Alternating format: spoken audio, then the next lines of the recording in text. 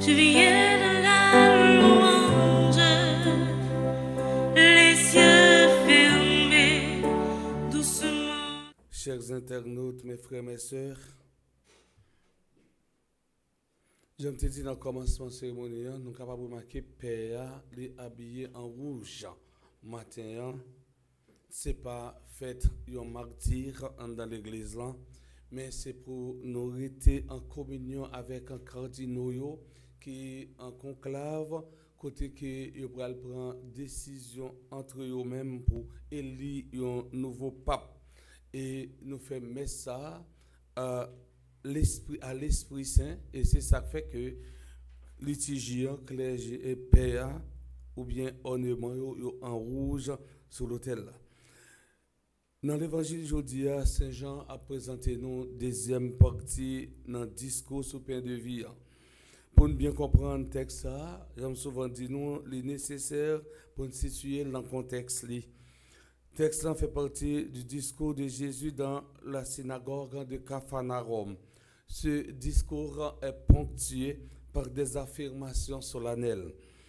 À présent, mes frères, mes sœurs, observons la première déclaration de Jésus dans son contexte. Personne pas capable de venir joindre moi si papa qui voyait maintenant pas râler. Et puis moi-même, m'a fait lever dans les derniers jours. Oui, pour bien comprendre la déclaration, ça, il faut placer dans le contexte. Nous avons observé quatre géographies temporelles. Jésus les retrouvait dans la synagogue Capharnaüm. Capharnaüm, c'est une ville nous jouons en Galilée. Et Jésus patient inconnu pour les qui vivent à Capharnaüm parce que les gens te connaissent famille très bien. À tel point, dans la première partie du discours, il disait celui-là n'est pas Jésus, le fils de Joseph. Il murmurait, il tape plein dans le cœur au sujet de Jésus qui dit c'est pain qui sortit dans le ciel là. Or, vous connaissez ce petit Joseph avec Marie, mais Jésus, pour eux-mêmes, Jésus offensé. Jésus dit c'est pain qui sortit dans le ciel là. La discussion démarre parce que Jésus dit c'est pain vivant qui descend dans le ciel là, étant prononcé un discours sur pain la vie. Parole ça yo, Jésus t'a dit t'es choqué si la yo qui t'attendait là. La difficulté de l'opposition entre la dimension humaine de Jésus et l'origine céleste.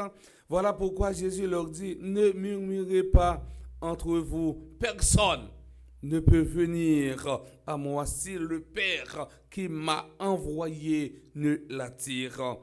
Oui, personne ne peut venir à moi si le Père qui m'a envoyé ne l'attire.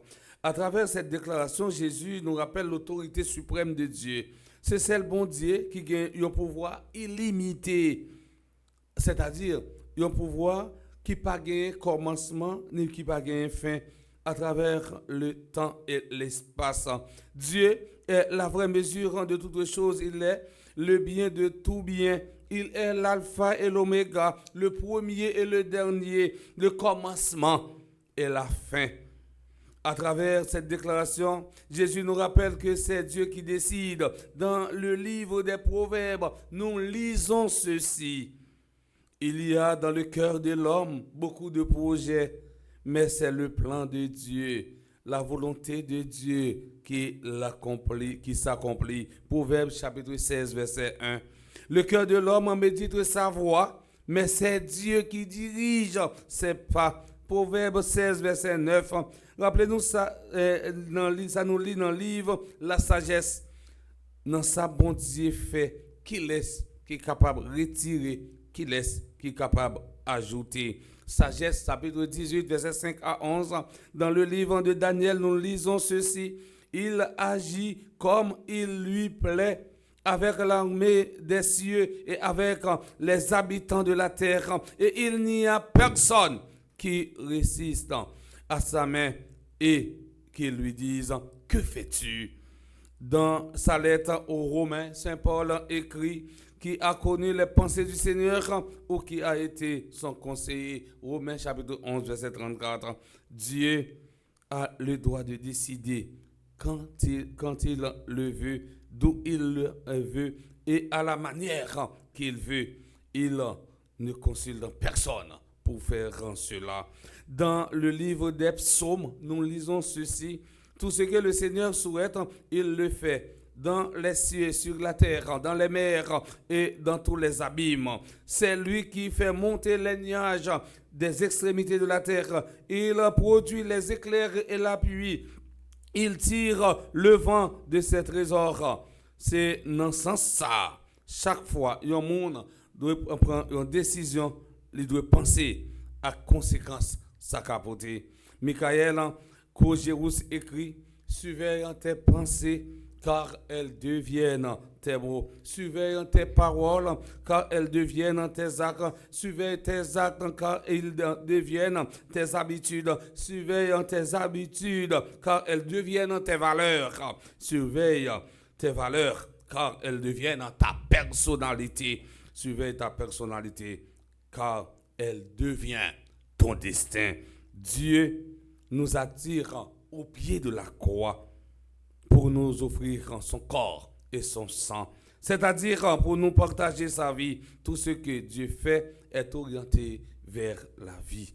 Mes frères, mes sœurs, chers internautes, que grandisse en nous le désir de nous attirer par Dieu. Amen. Je viens